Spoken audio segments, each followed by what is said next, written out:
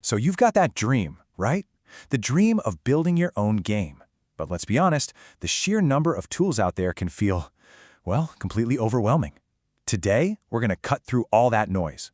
We're going to map out Microsoft's entire game development universe and show you the whole journey from that first spark of an idea all the way to a massive global launch. You know that moment, that lightning strike of an idea for a universe, a story, a game?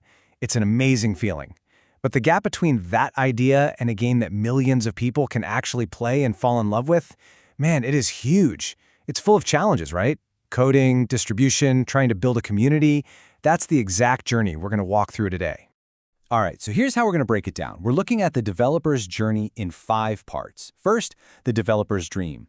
Then, building your world. After that, reaching the players and growing your community. And we'll wrap it all up by looking at how Microsoft can be your partner in gaming through this whole process. Okay, let's dive into part 1, the developer's dream. Because that's where it all begins, isn't it? Every single epic game you've ever played didn't start with a line of code, it started with a vision. But to actually turn that vision into a new reality, you absolutely need a solid foundation of tools, right from day one. And here's the crucial thing to get. We're not talking about just one piece of software here. No way. This is about an entire ecosystem, a whole universe of tools designed to support you at every single step of the way. You know, you should think of it less like a simple toolbox and more like a complete, fully equipped workshop for your creativity. So, your vision is set. Now it's time to get your hands dirty and actually build that world. This is the develop phase. This is where your code and your creativity smash together to forge something new. Honestly, this is where the real magic happens. When you boil it down, development is a pretty simple but really intense loop. You create something, you test it, and then you deploy it. And then you do it all over again. The real challenge, though, is making each one of those steps as smooth and efficient as possible.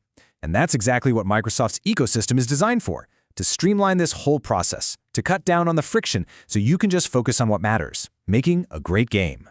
And just look at the arsenal you get. The breadth of support here is just huge. You've got Visual Studio for all your heavy-duty coding and debugging. You've got physics engines like Havok to make your world feel real. And then you have the absolutely massive scale of Azure for things like cloud storage and running complex AI models.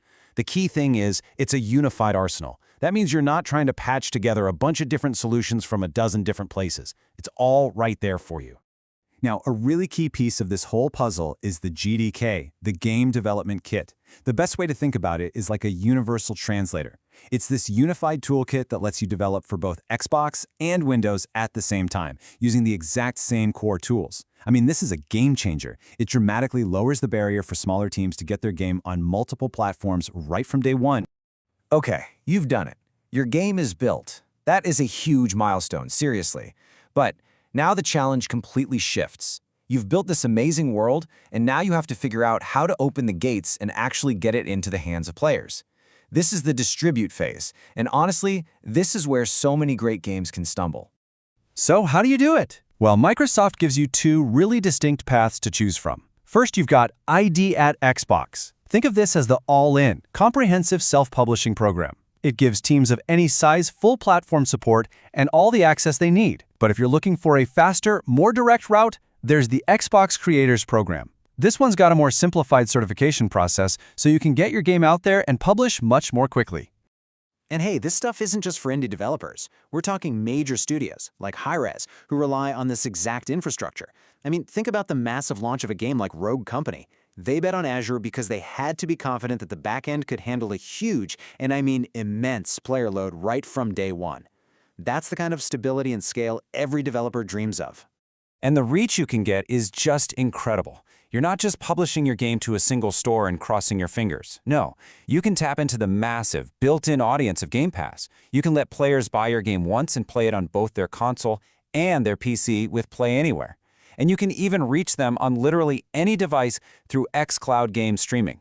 The possibilities are huge. Right. Launching your game, it feels like the finish line, but it's not.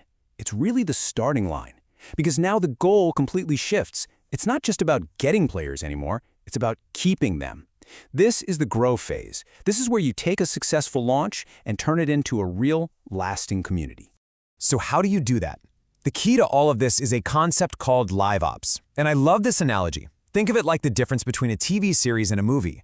Instead of just a one-time release, a movie, you're delivering seasons of new content, you're running limited-time events, you're pushing out fresh updates. It literally transforms your game into a living, breathing service that keeps players invested and coming back for years. And you absolutely have to be ready for that lightning-in-a-bottle runaway success. The story of Fall Guys is the perfect example, right? That game just exploded overnight, beyond anyone's wildest dreams. The developers themselves said that Azure's ability to scale elastically is what saved them. It's what let them handle that massive, totally unexpected demand. I mean, without that, the servers would have just melted.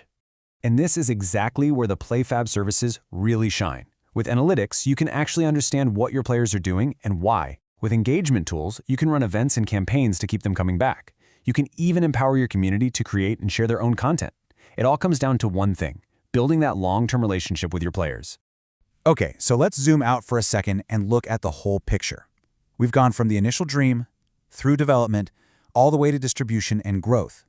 And when you see it all laid out, a really clear picture emerges. This isn't just a random collection of tools. It's a structured partnership, designed from the ground up to support you from the very beginning to the very end. Really, it all boils down to these three core pillars. First, you get the tools to develop your vision, to create bold, immersive experiences. Second, you get the channels to distribute it and reach millions of players everywhere. And third, you get the services to grow your game into a thriving community and hopefully a lasting legacy. And you know what? That brings us right back to where we started, back to that initial spark of an idea. The tools, the platforms, the partnership, it's all here. It's all waiting to help you bring your vision to life. So the only question left, and it's the one that matters most, is what world will you build?